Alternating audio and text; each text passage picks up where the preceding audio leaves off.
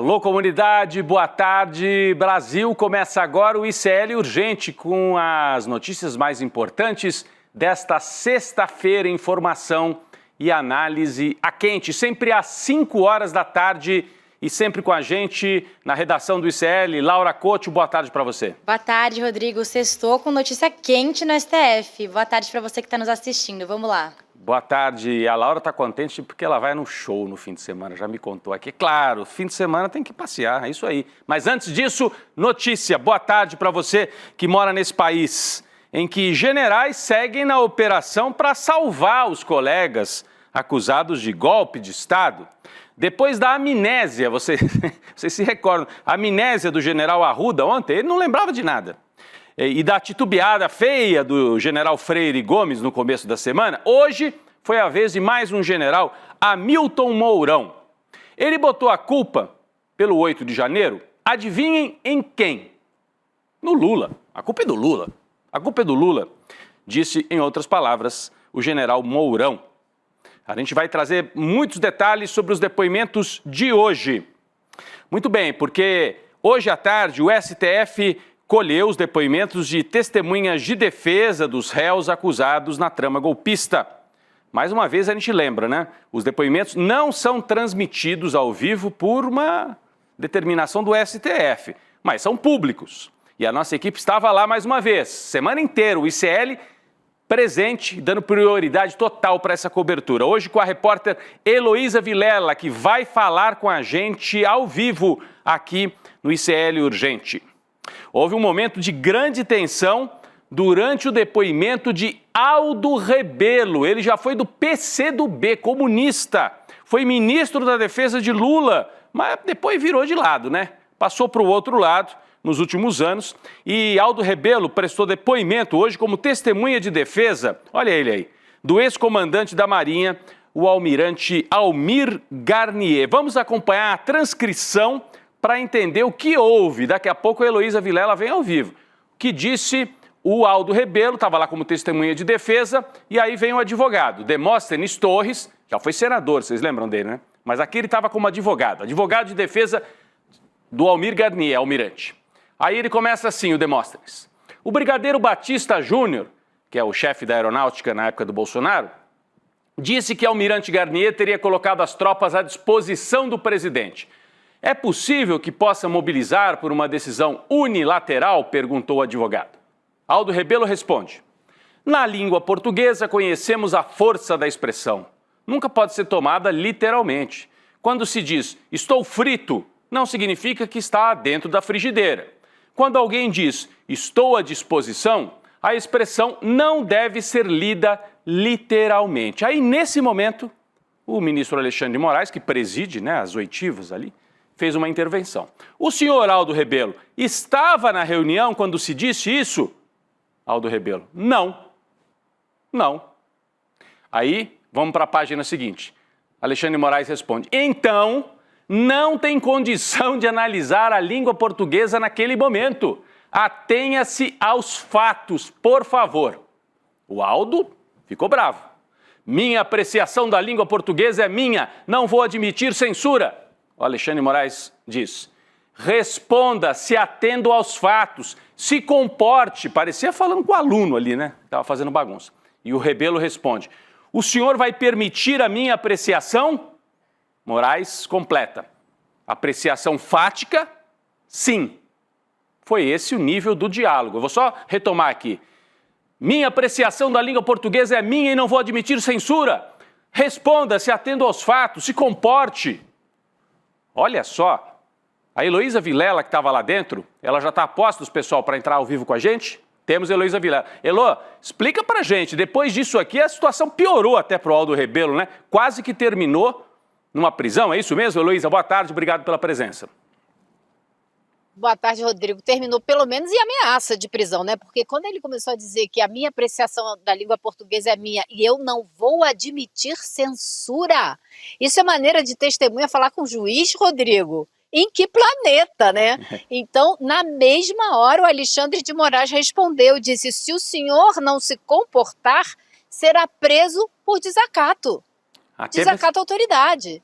Então, Isso, Alexandre de Moraes não está de brincadeira e não vai permitir, como ele disse outro dia, que esse tribunal seja transformado num circo. Isso não é comportamento de testemunha. Chegar aqui dizendo que vai desafiar as autoridades que estão conduzindo o processo. Ele mais adiante, Rodrigo, teve um momento em que ele começou a querer ditar as regras do processo. Então ele começou a questionar se o inquérito policial tinha procurado saber a cadeia de comando da Marinha, se ela tinha recebido alguma ordem para mobilizar tropas. Então ele começou a dizer assim, eu queria saber se o inquérito levantou a cadeia. Foi interrompido na mesma hora, dessa vez, pelo procurador-geral Paulo Gonet, que disse a ele, o senhor não tem que querer saber nada, quem faz pergunta aqui é a Procuradoria e os advogados, nós é que queremos saber. E ele ainda teve a petulância de rebater. Ele disse, eu quero saber sim. E o Alexandre de Moraes falou para ele, você quer saber? Vai saber depois na imprensa, não é aqui. Rapaz, foi uma situação e tanto, viu? Agora, Heloísa, é incrível que o Aldo Rebelo, outro dia eu li uma nota dizendo que ele está cotado até para eventualmente compor a chapa do bolsonarismo como um vice, talvez, de tão próximo que ele está do setor da extrema-direita. O Aldo Rebelo que já foi um militante do PCdoB, mas ele virou de lado de uma maneira e hoje foi, das testemunhas de defesa até agora, mais desafiadora em relação ao STF, não é isso? Eu diria a mais mal comportada, a mais folgada numa linguagem bem popular, porque isso não é comportamento de ninguém. Se você olhar as outras testemunhas, né, ninguém chegou aqui botando banca para a Procuradoria, para os advogados e para o ministro Alexandre de Moraes. Ele foi o primeiro e eu imagino que será o último, porque o exemplo de hoje vai servir para quem vier depois, né, Rodrigo? Agora, o Aldo é muito impressionante. Ele foi ministro da Defesa e, na qualidade de ministro da Defesa, ele veio depor para falar de várias coisas do conhecimento dele a respeito dessa área. Acontece que ele não participou dos fatos que estão sendo discutidos aqui. Então, o depoimento dele tinha que ser muito limitado ao que ele conhece e o que ele pode testemunhar, e nada mais. Ele não está aqui, como disse Alexandre de Moraes, ao Mourão, né, o advogado que questionou o Mourão, para tirar conclusão de coisa nenhuma. Perfeito. Heloísa, então, Aldo Rebelo foi uma das testemunhas ouvidas e deu esse quiprocó danado que você descreveu, a gente trouxe aqui a transcrição. O senador Hamilton Mourão, que é general da reserva e foi vice-presidente do Jair Bolsonaro, também depôs hoje como testemunha. Ele foi testemunha de defesa ao mesmo tempo do general Heleno, do general Paulo Sérgio, do Braga Neto e do Bolsonaro. A Laura Cotcho vai mostrar pra gente um trecho da fala do senador Hamilton Mourão. Por favor, Laura. Boa tarde, Elô. Muito bom ter você aqui no Estéreo Urgente. Vou ler aqui o trecho do depoimento do general Hamilton Mourão. Tomei conhecimento da baderna porque meu filho me ligou. Liguei à TV e... Análise de quem exerceu o comando do Planalto na época do impeachment do Collor. Sempre soube que houve planejamento do Planalto. Havia norma e planejamento. Quando detectada ameaça, seriam acionadas forças para impedir qualquer baderna. O que me parece é que foi inação do governo de turno que, sabedor das ameaças, deveria ter acionado os meios. E Alexandre de Moraes responde, testemunha não é perito e não tem que chegar a nenhuma conclusão. Elô, o Mourão foi tentar culpar o Lula e levou uma invertida do Alexandre de Moraes? Exatamente, ele foi culpar o Lula e foi com essa tese, que a gente viu essa tese ser muito defendida durante a CPMI do 8 de janeiro, quando a extrema-direita ficou tentando dizer que se houve baderna foi por culpa do governo Lula que não tomou as medidas necessárias. Quando a gente sabe hoje, depois de tudo que foi investigado, que foi muito além disso, que houve uma orquestração. Agora, Mourão não saiu muito bem com essa tentativa, porque ele foi logo cortado. E os autos estão repletos de provas do envolvimento de várias pessoas na tentativa. Vem aí o grupo todo dos quids pretos que já foram transformados em réus e que serão, então, trarão suas testemunhas. Esse ponto vai ser muito discutido. Esse pessoal que conduziu, né, que incentivou e que fez essa tentativa de golpe acontecer. Então, o Mourão ficou bem quietinho depois que ouviu que ele não tinha que chegar a conclusão nenhuma, né? É isso. Olha, eu estava aqui checando, eu falei que o Aldo foi ministro da Defesa de Lula, mas ele foi ministro da Defesa de Dilma, né? Ele foi ministro da Defesa de Dilma. Dilma. Exatamente. Bom, então prestaram depoimentos várias testemunhas de defesa, Aldo Rebelo, Hamilton Mourão, quem também depois, Laura e Heloísa.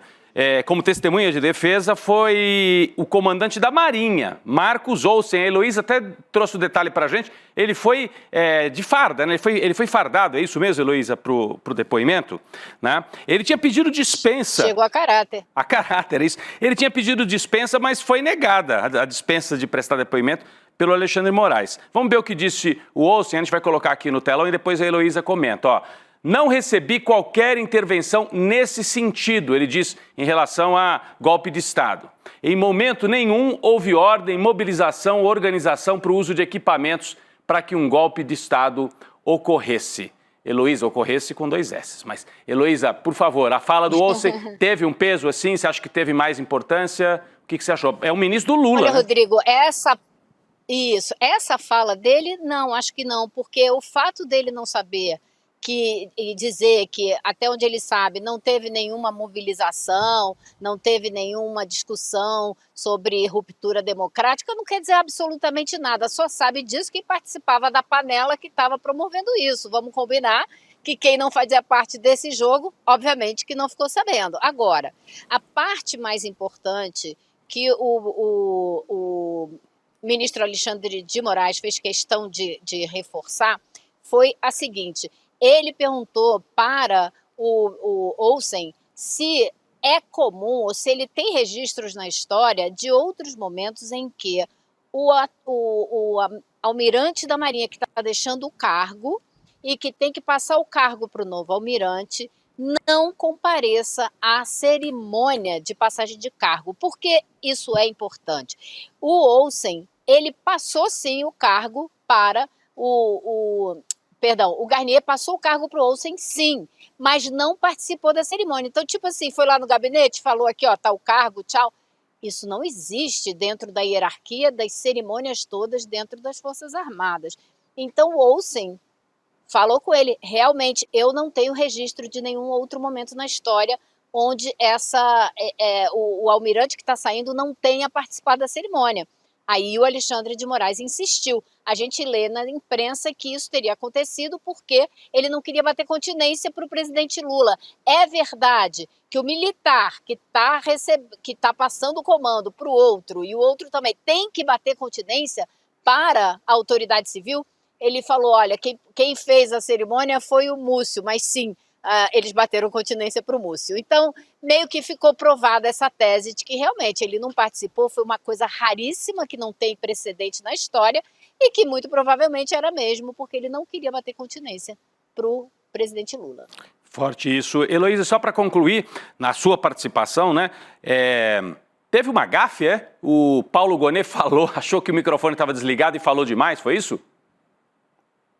Foi, porque foi no finalzinho do questionamento do Aldo Rebelo. E eu acho que o Aldo Rebelo foi um depoimento tão, como que eu posso dizer, assim, confrontacional, né? Uma coisa provocativo, tão litigiosa, que deixou todo mundo um pouco mexido. Alexandre de Moraes não se abala, né, Rodrigo? Isso é bom da gente ver, né? Uhum. Ele vai no ponto e não quer saber. Agora, o Gonet começou, na última pergunta dele, a tentar fazer com que ele falasse a respeito da... Porque o Aldo Rebelo ficou falando que a Maria não tem condições de dar um golpe sozinha, que ela quase não tem tropa, que ela não está enraizada como exército, blá, blá, blá, blá, blá. E aí ele foi perguntar, então seria por isso que a Marinha teria desistido do golpe? Ou a Garnier teria desistido do golpe porque não tinha apoio do exército? E aí o advogado do Garnier falou, epa, peraí, o senhor está tentando fazer ele tirar conclusões e tal, sim, como eu não pude fazer com que a testemunha fizesse. Aí a gente ouve o Gonet, no fundo, dizendo, agora eu fiz uma cagada. Com esses termos, Rodrigo. Com esses termos. Então, foi É uma o problema de você fazer depoimento à distância, todo mundo no computador, sem estar aqui presencialmente. Ele não falaria isso presencialmente nunca, né? Mas daí, às vezes, sentado na sala de casa, no escritório, se sentiu à vontade e falou demais. Mas o importante foram esses trechos, assim, que a gente retomou agora. Hamilton Mourão botando a culpa no Lula, o governo de turno é que devia ter feito alguma coisa, né? O Aldo Rebelo tomando essa dura do Moraes, ameaçado de prisão porque tentou livrar a cara dos militares. E o Olsen confirmando, né, Heloísa, você explicou muito bem, confirmando a história de que o Almir Garnier não quis passar o comando e que isso é algo totalmente inusitado. Obrigado, Heloísa, parabéns pelo trabalho. Semana que vem continuam os depoimentos das testemunhas de defesa ainda, não é isso? Com certeza, semana toda até o dia 2. Perfeito. Semana que vem o ICL continua de olho e vai trazer tudo para você. Obrigado, Heloísa, bom fim de semana. Tchau, tchau. Muito bem. Vamos seguir ainda falando da extrema-direita no Brasil, só que agora saímos do STF e vamos para as articulações no Congresso Nacional. O PL, o Partido Liberal de Jair Bolsonaro, enviou ao presidente da Câmara dos Deputados, Hugo Motta, uma nova proposta de projeto de anistia aos envolvidos no ataque de 8 de janeiro. Eles não desistem disso, né? A proposta é menos ampla. A ideia do partido agora é chegar a um consenso maior entre os deputados para conseguir a aprovação. Laura Couto tem mais informações sobre isso. Por favor, Laura. Rodrigo, o novo texto ele estabelece a anistia a todos os crimes contra o Estado Democrático de Direito para quem tenha, abre aspas, participado diretamente dos atos antidemocráticos do 8 de janeiro. É importante ressaltar que o texto não exclui a apuração e a responsabilização civil pelos danos causados ao patrimônio público. A proposta inicial do partido permitia benefício da anistia de forma retroativa e posterior, já que favorecia aqueles que participaram de eventos subsequentes ou eventos anteriores aos fatos acontecidos no 8 de janeiro, desde que mantenham correlação com os eventos, ou seja, era uma anistia ampla e restrita com o objetivo de beneficiar o ex-presidente Jair Bolsonaro, que é réu no Supremo pela trama golpista. O Hugo Motta ainda não deu um retorno sobre essa nova proposta do Partido Liberal, Rodrigo. Então eles mudaram a estratégia. Você percebeu aí no detalhamento que a Laura explicou pra gente? Antes o projeto dava margem para que Bolsonaro também fosse anistiado.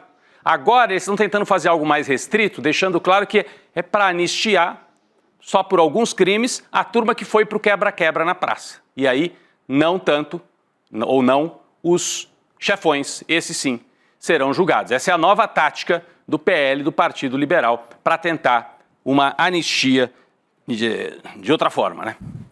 Vamos para uma notícia aqui triste para o Brasil. Morreu hoje Sebastião Salgado, aos 81 anos. O brasileiro foi um dos fotógrafos mais importantes do mundo. Ele tinha um distúrbio sanguíneo causado por malária, olha só, gente, por malária, contraída na Indonésia na década de 90. Sebastião Salgado ficou famoso por seus trabalhos fotográficos, como da Serra Pelada, olha, essas imagens, né, sempre em PB, preto e branco, né, na década de 1980, e pelos ensaios Trabalhadores, Êxodos, Terra, Amazônia e Gênesis. Alguns deles foram expostos nos principais museus, nas principais capitais da Europa e fez sucesso em todo o mundo. Ele percorreu mais de 120 países realizando os registros fotográficos. Em 1998, ao lado da esposa Leila, fundou o Instituto Terra. Numa luta pelo reflorestamento, o casal plantou mais de 2.700.000 árvores no interior de Minas Gerais, principalmente, né? O presidente Lula fez 1 minuto de silêncio no Palácio do Planalto em homenagem ao fotógrafo. O presidente Lula aqui aparece, né, lado a lado com Sebastião Salgado, disse o seguinte, abre aspas, certamente, se não o maior, um dos maiores e melhores fotógrafos que o mundo já produziu. Salgado não usava apenas os seus olhos e a sua máquina para retratar as pessoas. Usava também a plenitude de sua alma e de seu coração, homenagem do Brasil, dos brasileiros, do governo brasileiro, a Sebastião Salgado, que se foi nesta sexta-feira. É uma obra impressionante e vai ficar para a história. Bom, vamos tratar aqui de assuntos internacionais. Ele, Donald Trump, né? Parece que as ameaças de sanções contra Alexandre de Moraes, que nós trouxemos aqui ao longo da semana, podem se estender a outros ministros do STF. É o que está nesta matéria do jornal O Globo, né? As sanções podem ser estendidas a outros ministros do STF. É uma chantagem quase que explícita, porque olha o que diz a apuração do Globo. Tudo vai depender de como Moraes e o Supremo vão reagir às medidas impostas por Washington. Porque Washington vai primeiro sancionar o Moraes. Dependendo do que acontecer, aí eles vão para cima dos outros. Segundo a jornalista Malu Gaspar, do Globo, o texto que está ainda em revisão dentro do governo dos Estados Unidos, prevê que medidas restritivas sejam analisadas a cada 60 dias. Então, parece que estão tratando, sabe com o quê? Assim, ó, eu vou deixar de castigo. Se melhorar, eu tiro do castigo. É um ataque à soberania brasileira. Alexandre de Moraes e o Supremo, se comportarem mal, aí o Trump pode rever... Se comportarem mal, o Trump pode rever até as punições e aumentar, estendendo para outros ministros. Vale lembrar que as ameaças foram feitas publicamente pelo secretário de Estado Marco Rubio durante uma audiência no Congresso dos Estados Unidos. Vou trazer aqui mais detalhes sobre Donald Trump, um outro tema, mas ainda de Donald Trump. O presidente republicano foi desmentido hoje sobre o suposto genocídio branco na África do Sul. E ele sofreu uma nova derrota também na guerra contra a Universidade de Harvard. Conta mais pra gente, Laura Couto, por favor. Rodrigo, a agência de notícias Reuters desmentiu essa história do Donald Trump sobre o absurdo do genocídio branco na África do Sul. Só para contextualizar, na quarta-feira, durante uma reunião com o presidente sul-africano, o Cyril Ramaphosa, na Casa Branca, o Trump fez falsas alegações dizendo que a minoria branca era perseguida no país, na África do Sul. E aí, em um certo momento, o Trump levantou uma folha de papel impressa com a foto de pessoas levantando sacos com corpos e disse que aqueles eram todos os agricultores brancos que estavam sendo enterrados. Só que a imagem é de um vídeo de trabalhadores humanitários enterrando corpos na cidade de Goma, na República Democrática do Congo, e não na África do Sul. Agora, um outro revés para o Trump, Rodrigo. Hoje, a justiça norte-americana reverteu a decisão do governo do Trump de proibir que a Universidade de Harvard tenha estudantes estrangeiros. Dessa forma, os alunos de fora dos Estados Unidos que estudam ou querem estudar em Harvard seguem autorizados a ter um visto de estudante. Então foram duas derrotas. Agora, assim, essa da África do Sul não é que é uma derrota, é um desmentido de uma mentira que o sujeito plantou dentro da Casa Branca. Ele faz um ataque à África do Sul para tirar o foco do genocídio em Gaza. Ele diz, olha, veja bem, tem um apartheid ao contrário contra os brancos lá na África do Sul. Vejam até as imagens. E usa imagens que, segundo a agência de notícias que produziu as imagens, são imagens do Congo. Não tem nada a ver com a África do Sul. Mas até aí já rodou o mundo. Já rodou o mundo. É assim que opera a extrema-direita. Hoje, Donald Trump sugeriu uma tarifa de 50% sobre produtos da União Europeia, a partir de 1º de junho. Na sua rede social, o republicano afirmou que tem sido difícil lidar com o bloco europeu, né, em termos comerciais, e que as discussões com a União Europeia não vão a lugar nenhum. Olha só, a gente tem aqui a manchete e tem também, a manchete lá no ICL Notícias, e tem também o print, né, da declaração dele na rede social Truth. A União Europeia, que foi formada com o objetivo de tirar vantagem dos Estados Unidos no comércio, tem sido muito difícil de lidar. Olha como é. A União Europeia, para ele, foi criada para isso só. Tá bom. Suas poderosas barreiras comerciais, impostos, penalidades corporativas ridículas, manipulações, processos injustos e injustificados contra empresas americanas. Nossas discussões com eles não estão levando a lugar nenhum, portanto, recomendo uma tarifa fixa de 50%. É isso, é mais um factoide. Trump também afirmou que a empresa Apple, poderá enfrentar uma tarifa de 25% caso continue produzindo iPhones fora do território americano. A ameaça também foi feita através da rede social. É um presidente que não governa, twitta. Como é que chama isso aqui? Truth, que é a rede dele. Então ele governa com frases nas redes sociais e sobe a tarifa, baixa a tarifa, sobe a tarifa, baixa a tarifa. É para provocar o caos e ter o tempo todo, né, essa ideia de que ele comanda o mundo e mais ninguém tem o poder de se contrapor às decisões de Donald Trump. Vamos falar de alguém muito próximo a Trump, está lá pertinho dele, tentando obter o apoio para atacar o Brasil. O deputado licenciado Eduardo Bolsonaro ameaçou o deputado federal Lindbergh Farias e o PT depois de ser alvo de um pedido de prisão preventiva. O PT e o Lindbergh estão pedindo que o Eduardo Bolsonaro seja preso, porque ele está atacando o Brasil, articulando contra o Brasil lá nos Estados Unidos. Na sua conta no Twitter, Eduardo Bolsonaro escreveu o seguinte, podemos colocar aqui no telão o que escreveu Eduardo Bolsonaro. Eu já sabia que vocês iriam querer tentar me prender, por isso mesmo fiquei aqui nos Estados Unidos, para não estar refém dos chiliques, do capacho do tirano da ocasião. Fique tranquilo.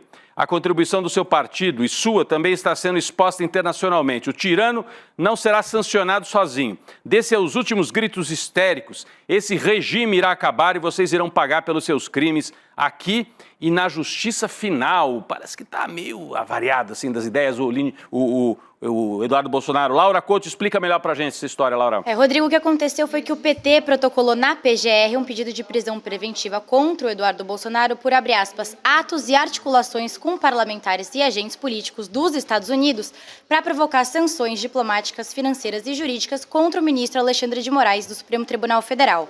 Nessa representação, o Lindbergh Farias ele acusou o deputado afastado Eduardo Bolsonaro de crimes como atentado à soberania nacional, abolição violenta do Estado Democrático de Direito e coação no curso do processo. Depois dessa ameaça que o Eduardo Bolsonaro fez ao Lindbergh, o deputado Lindbergh respondeu, e eu trouxe aqui o tweet dele, ele disse: Eduardo Bolsonaro se diz patriota, mas fugiu do país e agora ataca o STF de fora, tentando proteger o pai com a ajuda de estrangeiros. O patriotismo não é bater continência para a bandeira do Zewa, nem conspirar contra as instituições brasileiras. Patriotismo é ficar, enfrentar e defender a Constituição.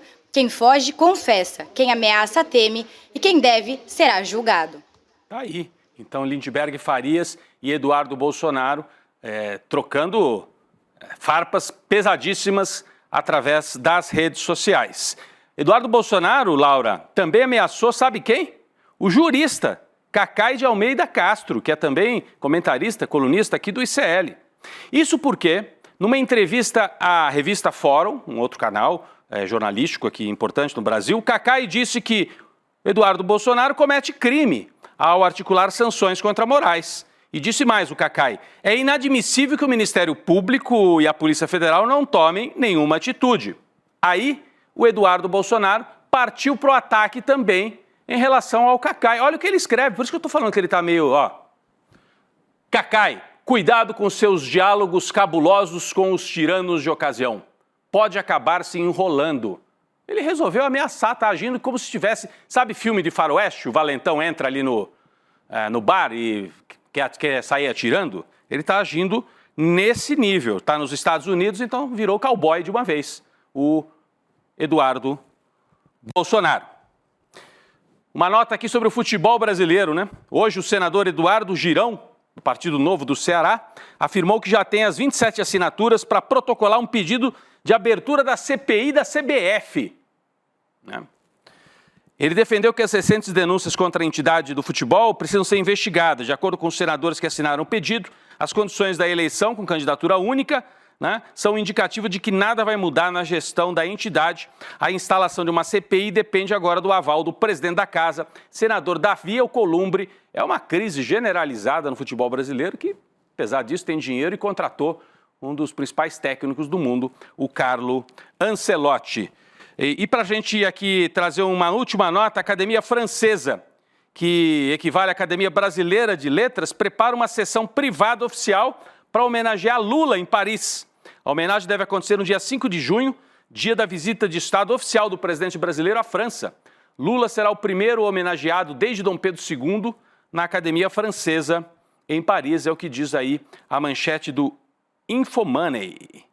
Né? A ideia de convidar Lula para a homenagem foi do secretário perpétuo da academia, o escritor Amin Maalouf. Uma informação importante aqui, depois do sucesso do podcast Império Malafaia, vem aí uma nova estreia importante, uma estreia aqui do ICL. Agora é o documentário inédito Império Malafaia. Já teve o podcast, agora o documentário. É uma produção original do ICL que vai permitir que você mergulhe ainda mais na investigação jornalística conduzida pela Juliana Dalpiva e pelo Igor Melo, né? Repórteres aqui do ICL. podcast já foi ouvido por mais de 400 mil pessoas. Então agora faça o convite. Você se inscreve aí, iclurgente.com.br. Faz agora, iclurgente.com.br. Abre um campo, você põe o seu e-mail e aí, no dia em que a Juliana, o Igor e o Eduardo Moreira vão apresentar esse documentário, você assiste o doc e assiste a conversa entre eles, os bastidores todos, dia 29 de maio. A equipe do ICL te avisa, é hoje. E aí você assiste esse super documentário. Fica o convite, é uma sexta-feira que termina com um convite para você se inscrever aí para assistir o documentário sobre o Malafaia. Laura, obrigado pela companhia em mais uma semana. Bom show aí no fim de semana para você. Obrigada, Rodrigo, e para nossa audiência. Bom fim de semana. É isso, gente. Na semana que vem voltamos acompanhando tudo sobre esse julgamento importantíssimo para a história brasileira com as nossas e os nossos repórteres lá em Brasília. Fique agora com o ICL Notícias, segunda edição. O ICL Urgente volta na segunda-feira. Valeu, gente.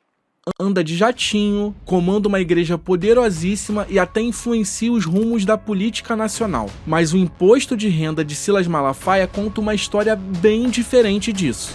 Eu, Igor Melo e a Juliana Dalpiva fomos atrás dos registros sobre a vida do pastor. E durante um ano eu investiguei a fundo o patrimônio de Silas Malafaia. Eu mergulhei nos bastidores e li mais de 30 mil páginas de documentos. E a Juliana até entrevistou o próprio Malafaia.